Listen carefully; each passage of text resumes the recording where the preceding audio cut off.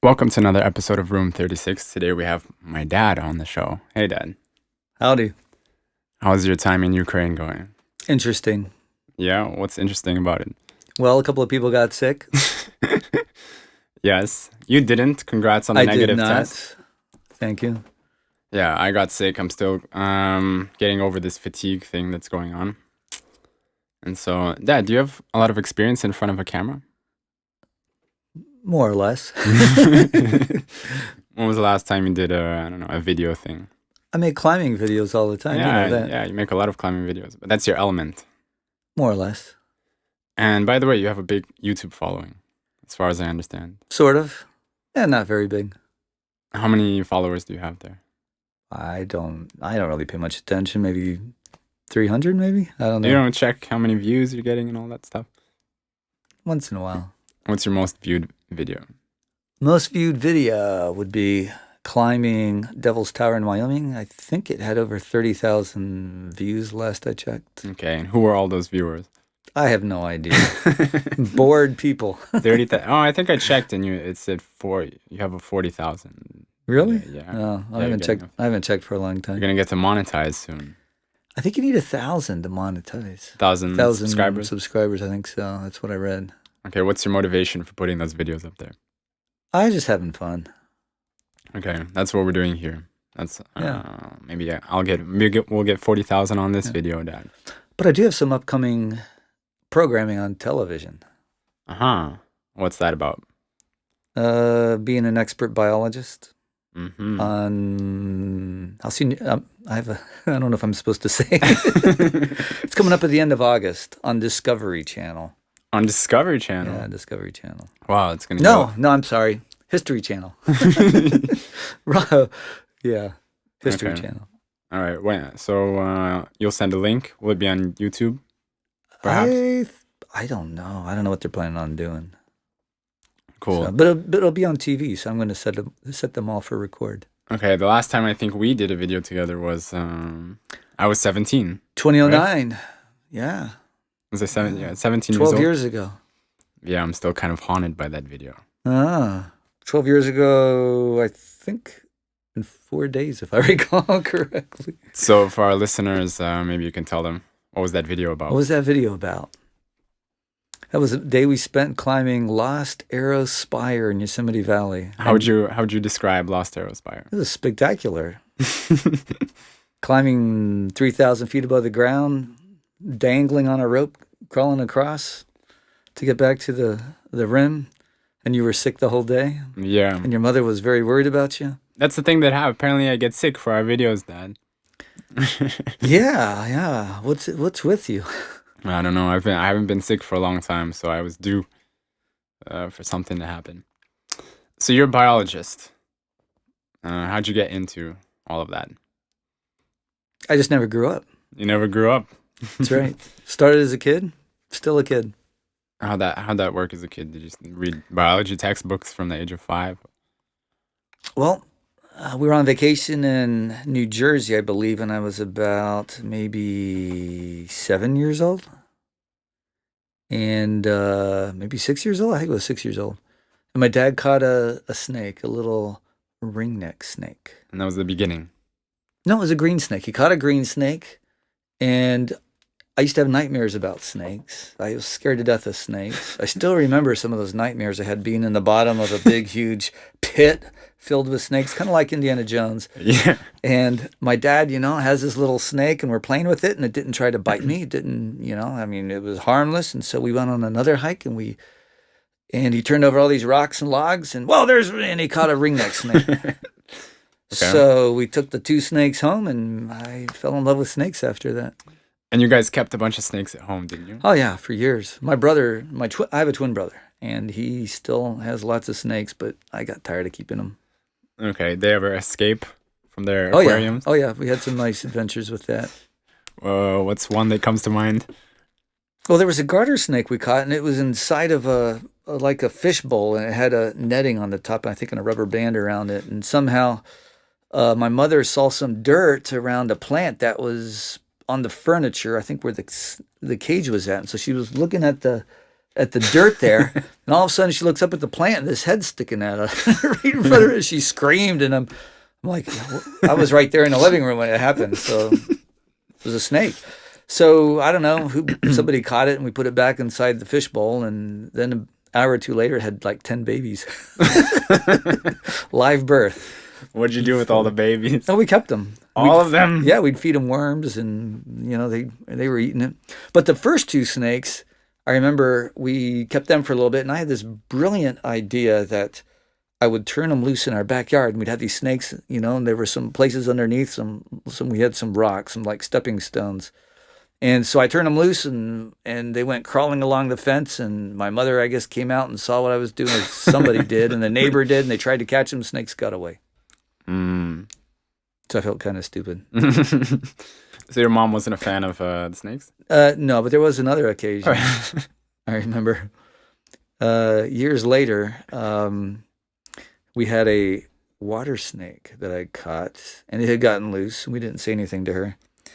And so she was very busy at keeping us busy around the house, always asking us to do this and that and that and this, and instead of being able to run around and explore the forest as much as we wanted to. So she says, "Boys, come with me. I want to show you something." So she takes us through the bathroom to where we had a closet, and she walks in the closet and says, "Now I want you guys to come in." And she screamed because she stepped on our snake. Oh, so no. I quickly grabbed it, and thank you, Mom. We've been looking for him. Was it okay? Yeah, the snake was okay and didn't get hurt. Really? Yeah. And then there was another snake I remember that had gotten loose, and she was washing clothes, and I remember I found it in one room and I had to walk right past her with the snake to put it back where its cage was. So it was a great way to keep your mother out of your bedroom. How many snakes did you have at one time? I don't know if we ever had more than 5 or 6. Probably the most. Okay, how'd your dad react to all these snakes? Well, he didn't mind at all. He got us into snakes, so he was very interested in snakes. Okay, and your brother continues to work with snakes, as you mentioned. Yeah, my twin brother. You stopped keeping snakes. Your uncle. Well, we had Uncle Bill.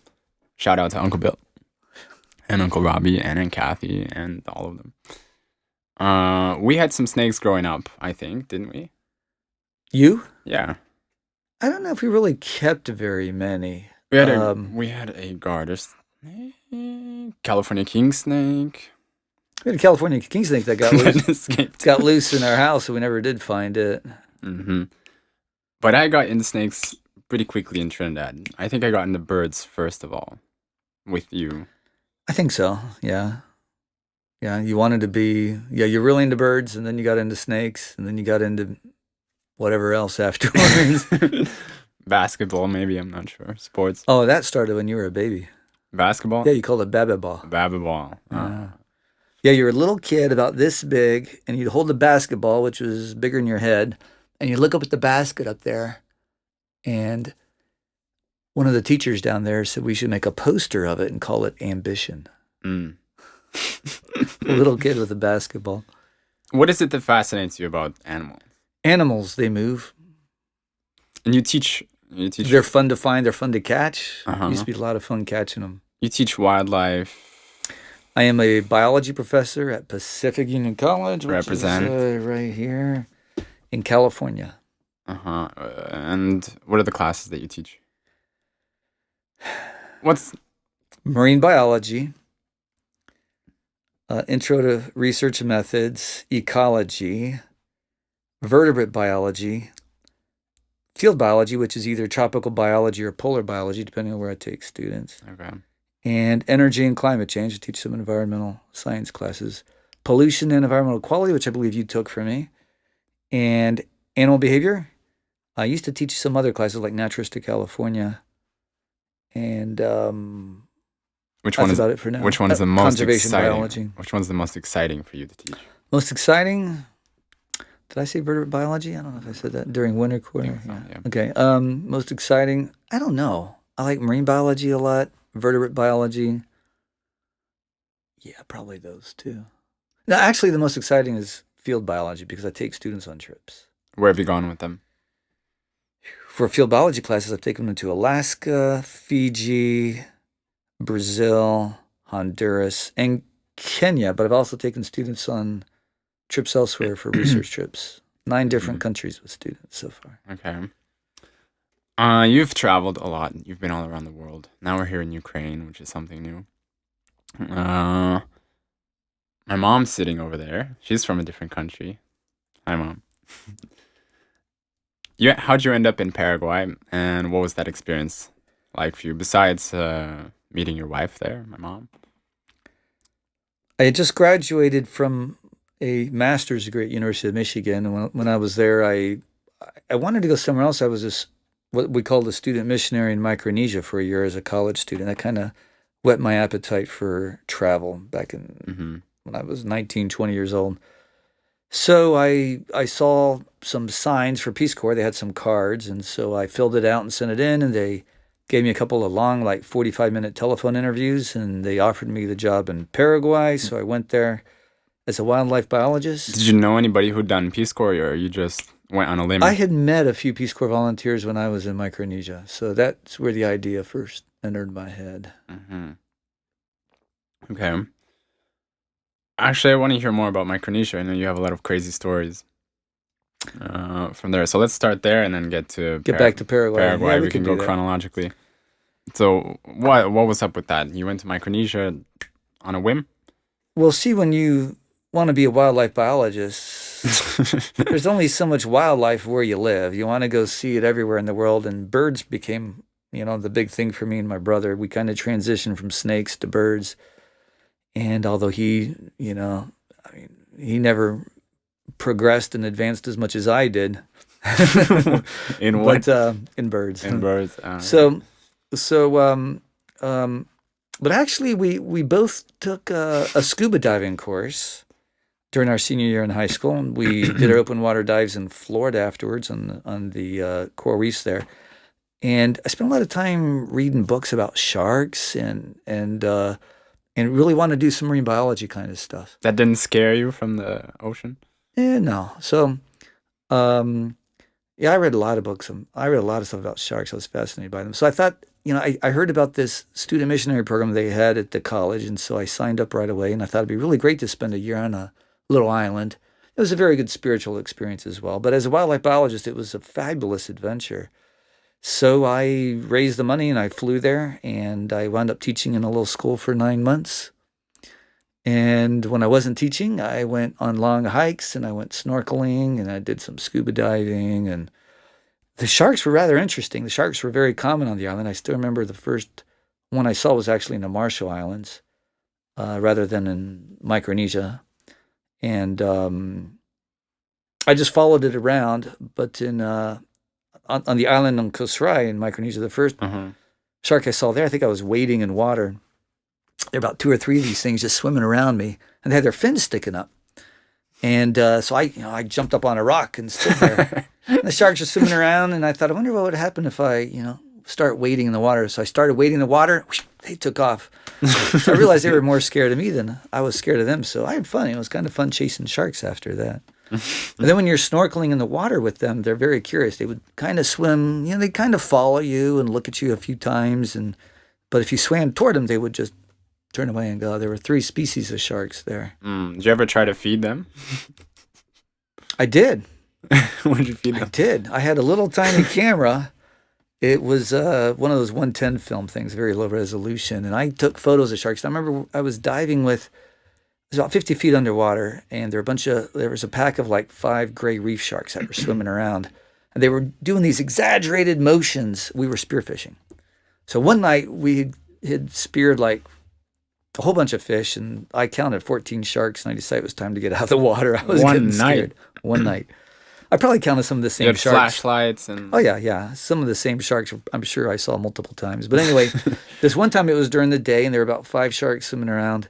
And one of the guys had given me the shark on his a fish on his spear. I think we changed spears. So I'm waving this fish to the shark. I'm taking these incredible photos as he's just swimming at me. And these sharks are gray reef sharks, and they were swimming this exaggerated motion. And I didn't know it until like a few months later when I read in a research paper. That means they're aggressive and they do that just before the attack. But I didn't know that.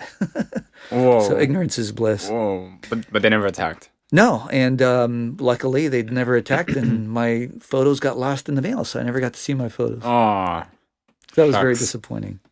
Wow. What was the craziest experience that you had out there in the Pacific? In Micronesia, well, you know where I'm going with that one. Is it a boat story? Yeah, it's a boat story. Oh, I haven't heard it for a few years, so remind me about this boat So, story. so at Christmas time, I wanted to go somewhere, and so I decided to take this boat that went from this island called Kosrae to Pohnpei. Strap in, everybody. It's an interesting story. I'm getting the goosebumps coming back. And so I boarded this boat, and I was going to take scuba gear, but I forgot about it. In the last moment, one of the pastors there had put it on the boat, and there was actually a pastor that was with me on the boat. And so we took off, and the boat was going kind of slow. And I think it was the following day, the boat had suddenly stopped, and I was up on the top deck looking for birds and whales and sharks, whatever I could see. And I don't think I saw anything more than just birds, no other animals.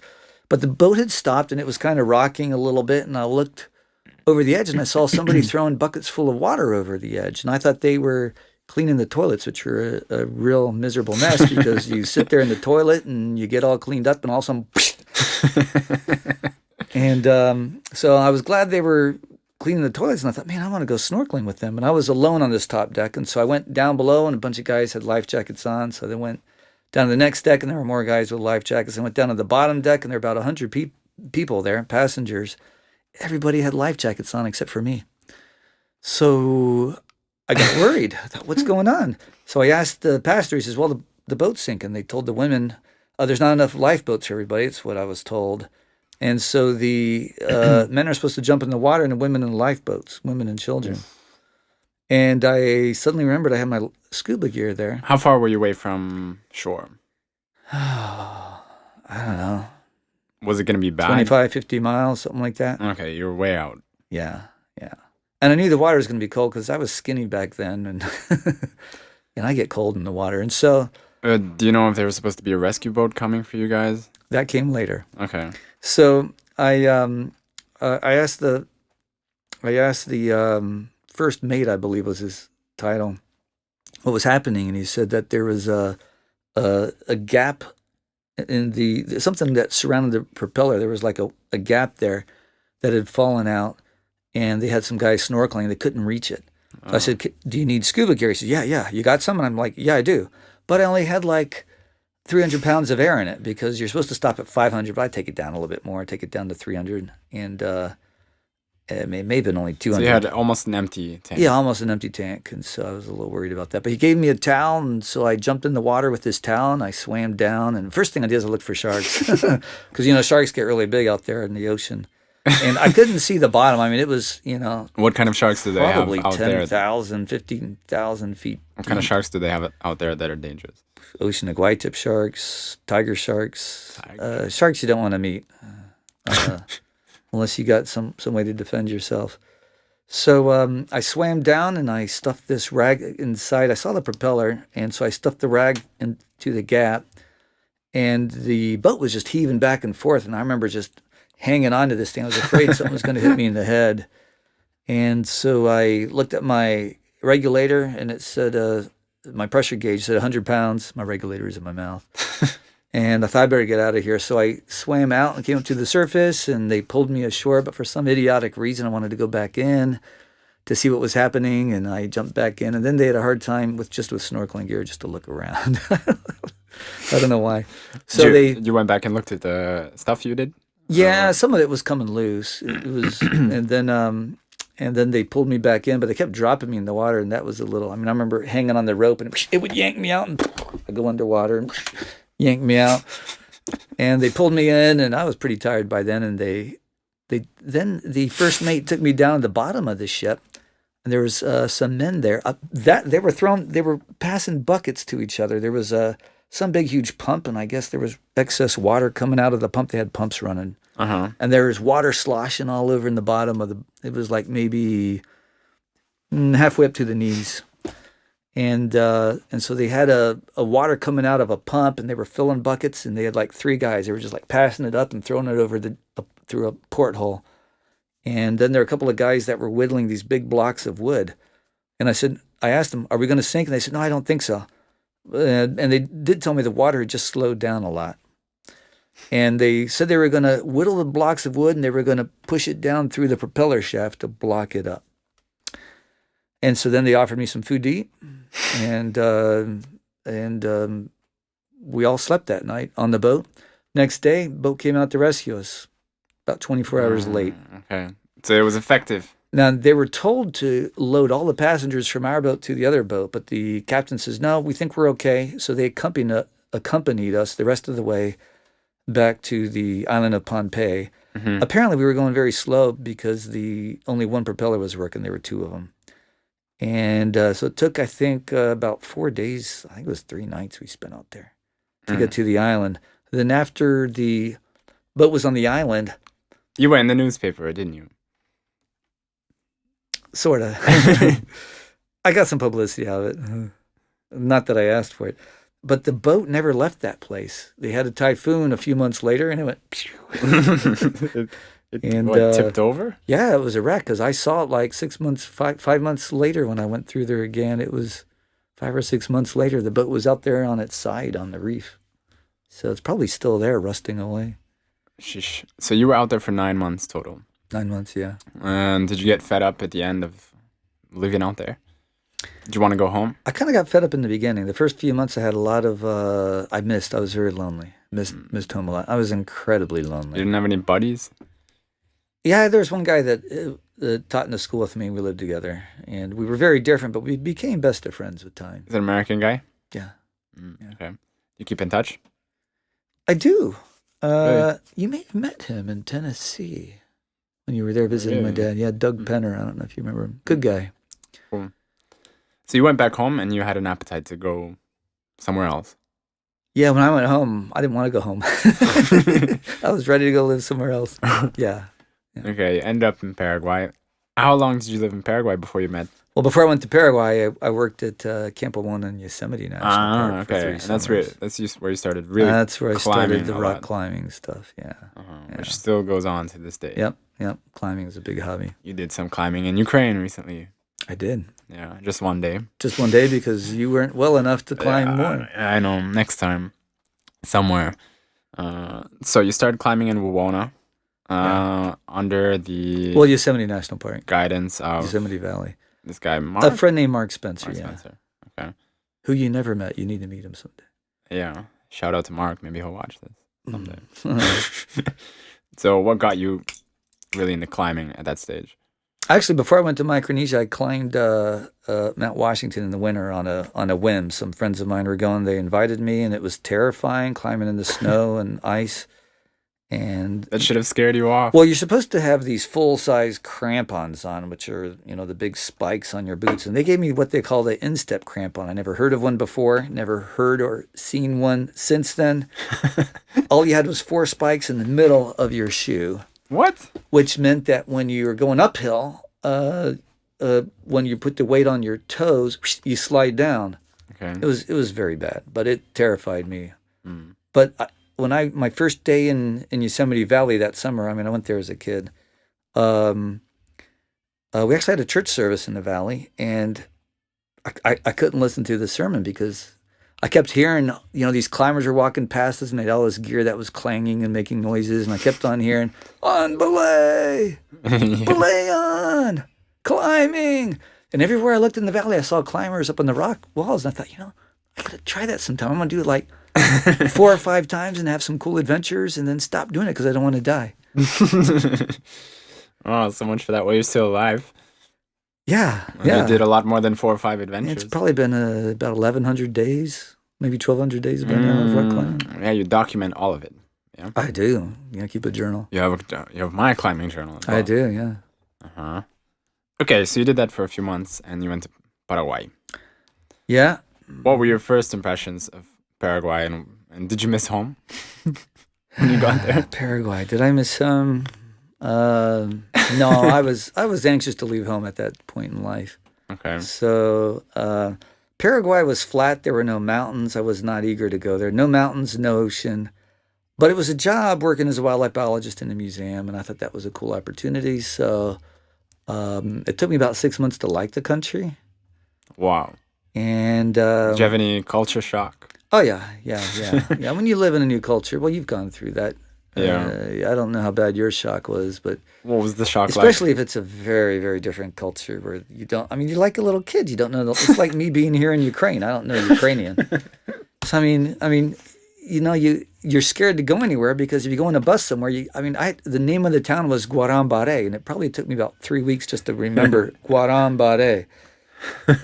And I just didn't want to get lost in a bus somewhere and ask somebody how to get back to Guarambare, So, is your mother listening to this? She's listening and looking at her phone and listening. So I felt super lonely there. It was a Peace Corps volunteer group. There were about 45 of us in training for 3 months. And I started going to this little church there. And Did you hang out with any of the guys? The Peace Corps guys? yeah, but not a whole lot. Okay.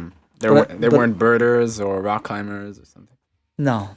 But I met this young lady. How many months into your stay? Maybe a month and a half. Okay. Yeah, about a month and a half. Legend has it, or Mom has told me, that you had this belt that said Floyd in big letters. Yeah, I don't know why she didn't like it. She's saying it was. She says it was ugly. I think you should. Well, nobody's perfect. Okay. First impressions of Mom. Oh, she said she didn't like your shoes either. Your mother, she was. Well, I thought she was 15. I was 24 I was 25 at the time. Okay, she was 21. Yeah, but she looked 15. She was 20. Oh, she was 20. Yeah, but I had zero interest in her. Well, I mean, 15. I mean, even when I discovered she was 20, I wasn't interested. Did you get along with her family? Yeah. Yeah. Yeah. I couldn't communicate much. Who'd you get along with the best in her family? Marta. You couldn't communicate that well with her, even as far as I understand. Yeah. Well, I was learning Spanish. Mm. I learned real quick with her. Okay. Did you go on quicker? Did you go on trips together? Some, yeah. Did she go birding with you? She was a good companion. She actually did until we got married, and then she quit. Did she have a bird list? I think we did make a little list, but she had no interest in it. Oh, she has interest in this conversation. I can see over there. Okay, and what was I don't know. You were there for 3 years, working in the museum. What'd you do? What was your big takeaway? Oh, you wrote a book on the birds of Paraguay. Yes. So, during the 3 years there, I spent a lot of time traveling around the country. I got married. We had a honeymoon. I actually had a small grant in which we traveled for, I think, 4 days and 3 nights up the Paraguay River in I think they call it a marital suite, in this big boat. And the marital suite was awful. It was uncomfortable. It was cold. It smelled bad.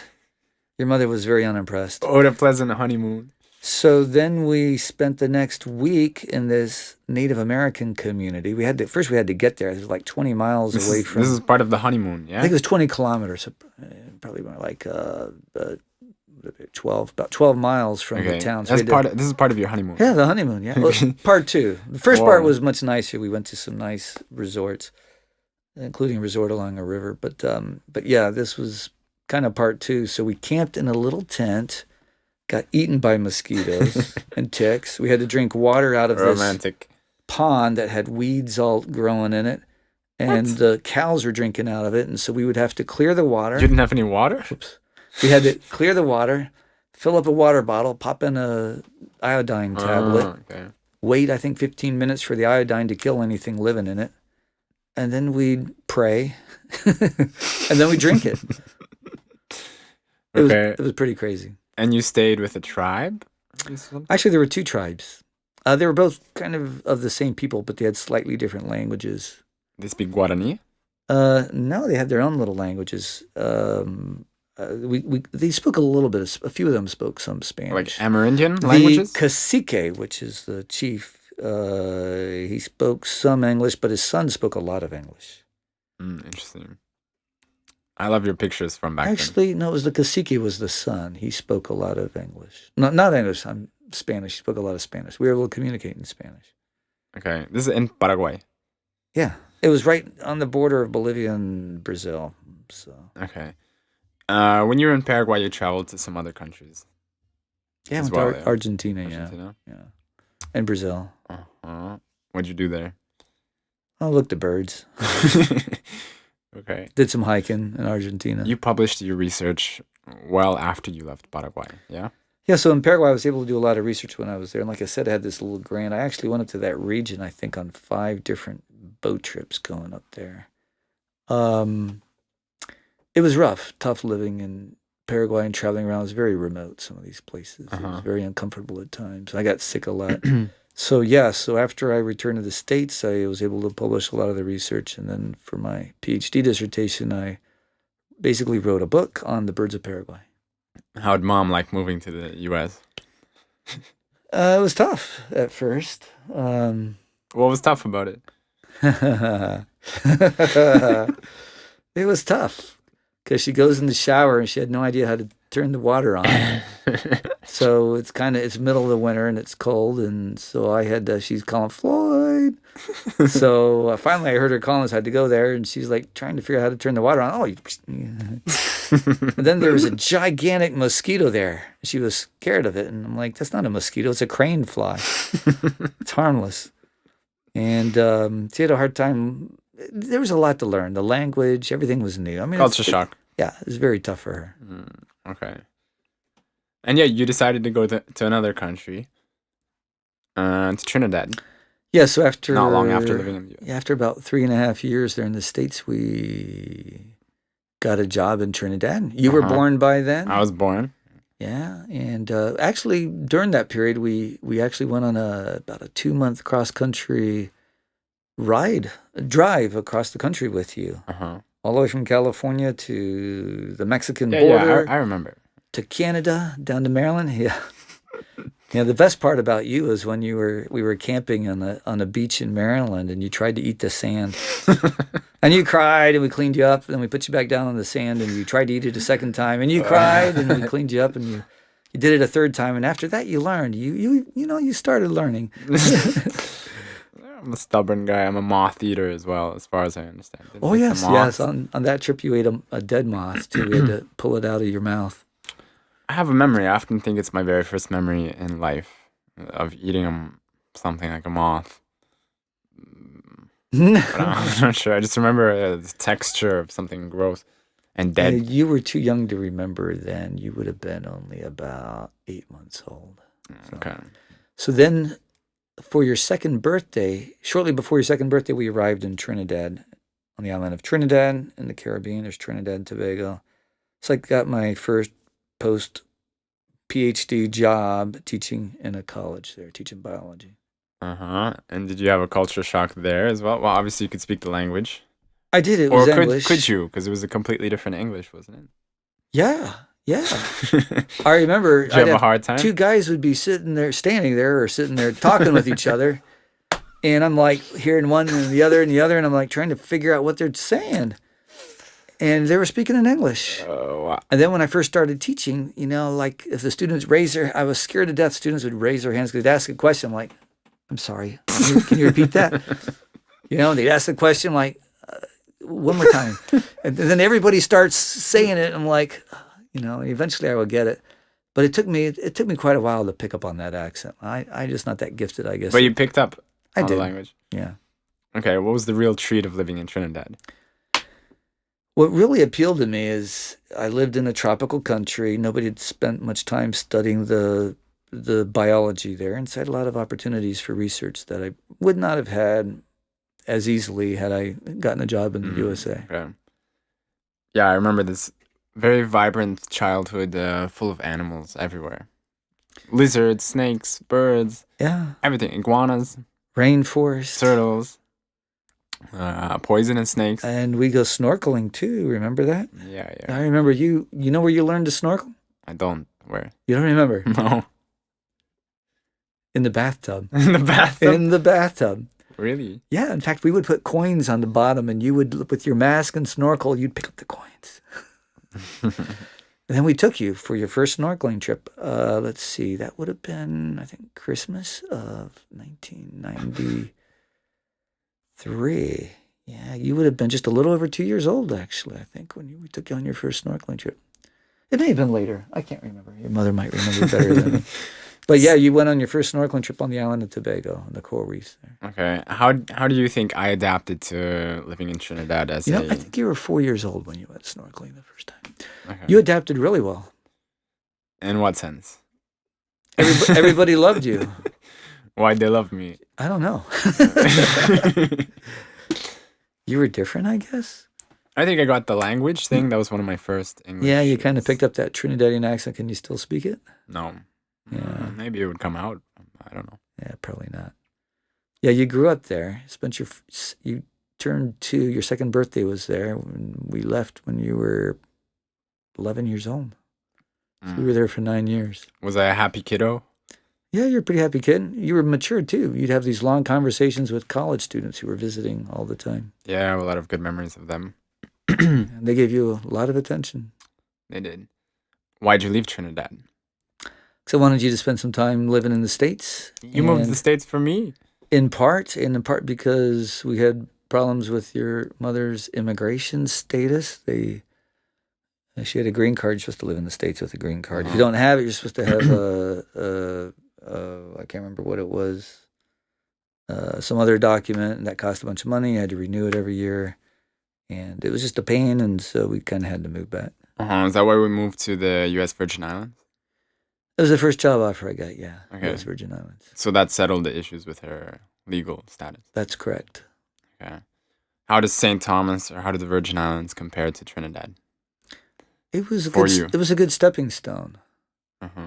Because culturally, it was kind of halfway between America and the British West Indies, Trinidad and Tobago.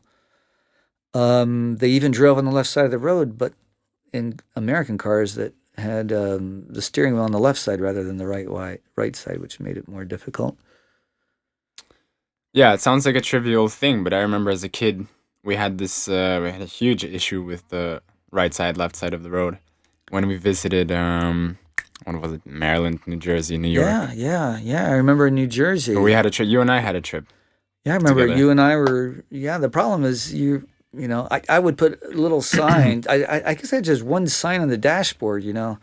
Right side of the road, and one time we were coming home from New York, we were in New Jersey, and I pulled out, and there were no cars on the road, and so I started driving down the left side of the road, and I see this car ahead of me just suddenly pull over on the side, and I'm like, that's kind of weird. Why is he pulling over? And as I passed him, I thought, oh, I'm the wrong side of the road. Actually, before that, we swung around a corner, and I remember this big, huge, refrigerator truck came around the corner right in front of me on my side of the road, and he swerved, and we missed each other, and I'm like, what was on my side of the road? What a lunatic. Yeah. Then I realized that I was on the wrong side of the road, and that was pretty scary. So when we actually moved back to California, I didn't put just one sign on the dashboard. I put Post-it notes on like 4 or 5 Post-it notes all around the windshield and on the rear view mirror, and I left them there for at least a month until I thought I was immune to driving on the left side of the road. It's amazing how your brain gets hardwired to drive in a certain way. Yeah. It takes time to adapt. A lot of crazy stories, and I want our podcast episode to end with one of your more recent crazy stories in life. You climbed, 2 years ago, you climbed the Matterhorn in Switzerland. What was that experience like? Why did you decide to go up and take a big risk like that? Well, there was a friend of mine. At the time, he was, I think, 68 years old, and I would have been 56 years old. And he always wanted to climb the Matterhorn, and we climbed together all the time. His name is Roy Benton. Shout out to Roy. Roy. Yeah, you've climbed with Roy before. Yeah. So he and I go on an annual climbing trip somewhere each year, and we have a lot of fun together. So my wife wanted to celebrate our 30th anniversary. Is that correct? With you taking, with Yeah, you 30th risking your anniversary. life. But we were a couple months later after the anniversary. We couldn't go Okay. because of other obligations. So we planned a trip to Europe, and I said, "Do you mind if I go climbing for a week with Roy?" And she says, "No, go ahead." So, all right, we're going to climb the Matterhorn. And the problem was when I was kind of scared because a lot of people die on the Matterhorn. How many people died on that Matterhorn? Well, there were 10 people that died that summer before we climbed it. That summer? Yeah. Like in a 2 or 3 month span? Yeah, during about 2 months before we climbed it. Whoa. So when we arrived there, the forecast was dim. The forecast was terrible. They had storms every afternoon. But we kept meeting people in town that had just gotten off of it. So they would climb early in the morning. They'd get down before the storm would strike. So that was our goal. How does people die because of storms? Different ways. There had been an American professor who was struck by lightning like the year before.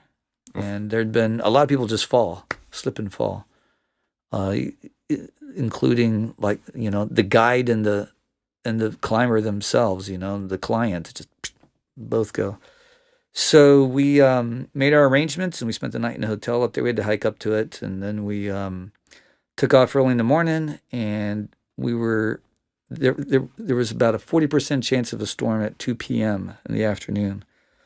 And we were unguided. There were about 20 people on that mountain, and everybody else was a guide and a client. Mm-hmm. So they went fast. They just went faster than we did. And we were climbing using a new technique that we're not really familiar with that guides use all the time called short roping. Is it common to go up there without a guide? No.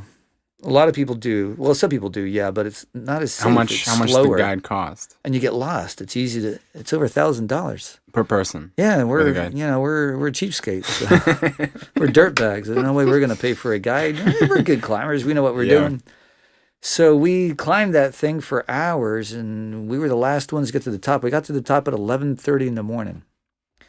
And just as we got to the top, the mist came in and snowflakes started coming down. I thought, oh, it's just a little flurry. It'll go away in a minute. And normally you like to celebrate when you reach the summit and eat a meal, that kind of a thing, and enjoy the views. Man, we didn't spend more than, we were taking some video and photos, and we didn't spend more than a minute up there. And it was a little narrow ridge to get there, and like 4,000 feet on either side. And What the weather look like at that point?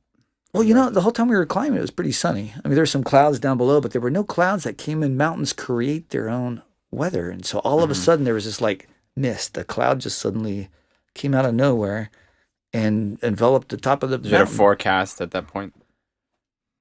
There may have been, but we had checked the night before, and it was 40% at 2 p.m. So we thought we could make it down by 2 p.m., but we were the last ones up there, and so we were a bit late. We should have turned around earlier.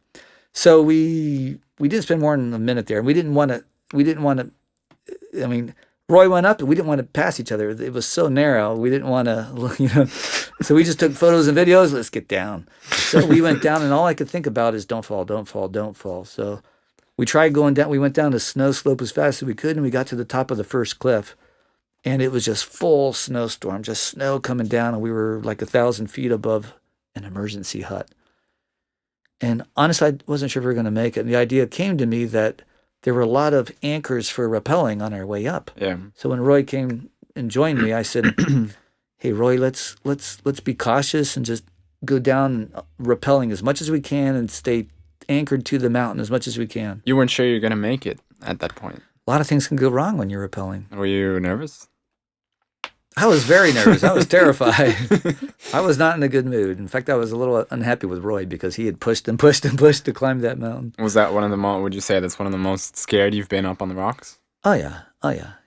Yeah, I mean, who wants to get caught in a snowstorm and freeze to death? I mean, I see when you're rappelling, you don't know if the ropes are going to get jammed, if you're going to rappel down the wrong side of the ridge and get lost.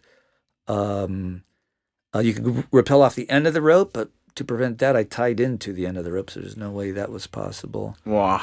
You could drop the rope. You could knock rocks down on yourself. That'll hit you and kill you. I mean, a lot of different things can go wrong. So you rappelled. You've rappelled with me. Yeah, We scary. We did, I think, 13 rappels and coming down Royal Arches. So Yeah. Roy and I just rappelled, and it took us almost 9 hours to descend, and we did 24 rappels. 9 hours. And just as it was getting dark, we finally made it to this emergency hut. And that was one of the best moments in my life because, I mean, I'm coming down like, where is this hut? And there was a rock wall and I'm rappelling down and, man, that felt good to see that that emergency hut because I knew we were going to survive. Okay. You stayed the night in the hut. Spent the night there and then we were terrified the next morning because snow went all the way down to the hotel, but the weather was clear and it was the snow was melting rapidly, and we did a couple of rappels, and then we climbed down and we made it down. And then at what point did you text us? Because I remember we were waiting. It was before then had because no idea where you guys were. when we were stuck in the snowstorm coming down, Roy had a radio and he was in contact with his wife who was in the hotel room. Okay. And so yeah, you were in France, just across the border from Geneva. Yeah. And your mother was flying, and I think she first heard the word in Chicago that we were caught in bad weather, but I don't think she really understood what was happening. And then by the time she arrived at London Heathrow, she learned that we had survived the night and would live to see another day. Are you going to do it again? No. I don't want to get caught in a storm anywhere. I can't say it was a really fun experience, but I'm glad I went through it and climbed the mountain and survived. Okay. Well, I'm looking forward to our big climb that I've thought about for years, Kilimanjaro next year. You'll be 60, I'll be 30. Yeah, it should be fun. Do you think it's going to be as difficult of a time as Matterhorn? No, unless we get altitude sickness. I think we'll manage. I think so. Yeah, Dad, thank you so much for coming on the show. It was a real treat chatting with you. Looking forward to watching this episode. You're welcome. Thank you guys for watching, and see you next time. Goodbye.